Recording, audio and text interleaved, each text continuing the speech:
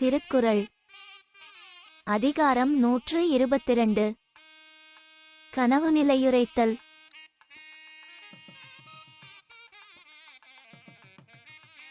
காதலர் தூத்தொடு வந்த கனவினுக்கு யாதுசை வேன்கொல் விருந்து.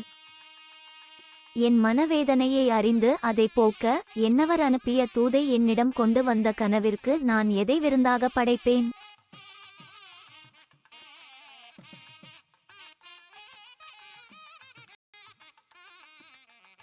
கயலுங்கண் யானிரப்ப துஞ்சிக் கலந்தார்க்கு உயலுண்மை சாற்றுவேன் மன்.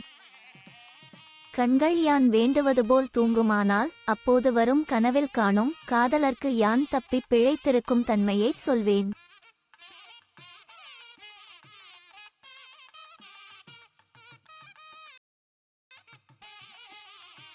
நனவினால் நல்கா தவறை கனவினால் காண்டலின் உண்டென் உயிர்.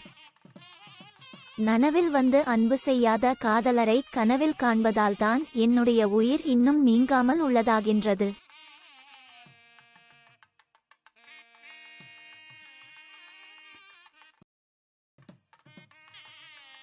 கனவினான் உண்டாகும் காமம் நனவினான் நல்காரை நாடி தரற்கு.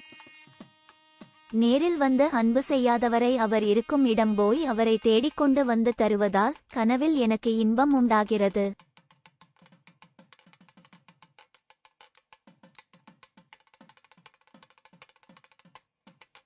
நனவினால் கண்டதும் ஆங்கே கனவுந்தான் கண்ட பொழுதே இனிது.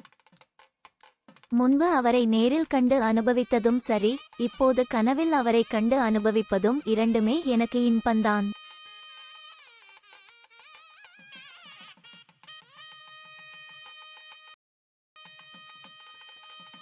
நனவென ஒன்றில்லை ஆயின் கனவினால் காதலர் நீங்கலர் மன். கண்ணால் காண்பது என்றொரு கொடிய பாவி இல்லை என்றால் கனவிலே வந்து கூடிய என்னவர் என்னை பிரிய மாட்டார்.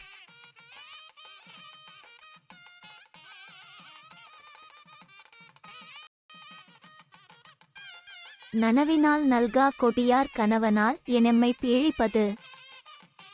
நேரில் வந்து அன்பு செய்யாத இந்த கொடிய மனிதர் கனவில் மட்டும் நாளும் வந்து என்னை வருத்துவது ஏன்?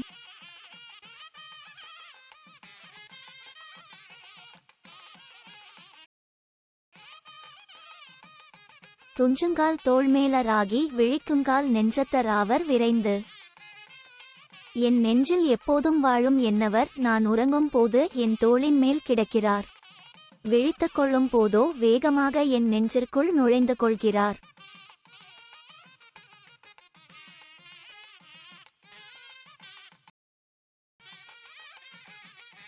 நனவினால் நல்காரை நோவர் கனவினால் காதலர் காணா தவர். இன்னும் திருமணம் ஆகாத ஆகிக் கணவனை பிரிந்து அறியாத இந்த பெண்கள் கனவில் காதலனை கண்டு அறியாதவர் ஆதலால் அவர்கள் அறிய நேரில் வந்து என்னிடம் அன்பு காட்டாத என்னவரை அன்பற்றவர் என்று ஏசுகின்றனர்.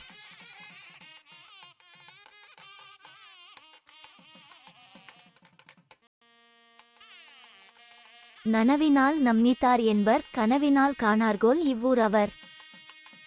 என்னை விட்டு பிரிந்து போய்விட்டார் என்று என்னவரை ஏசும் இவ்வூர் பெண்கள் அவர் நாளும் என் கனவில் வருவதைக் கண்டு அறியாரோ?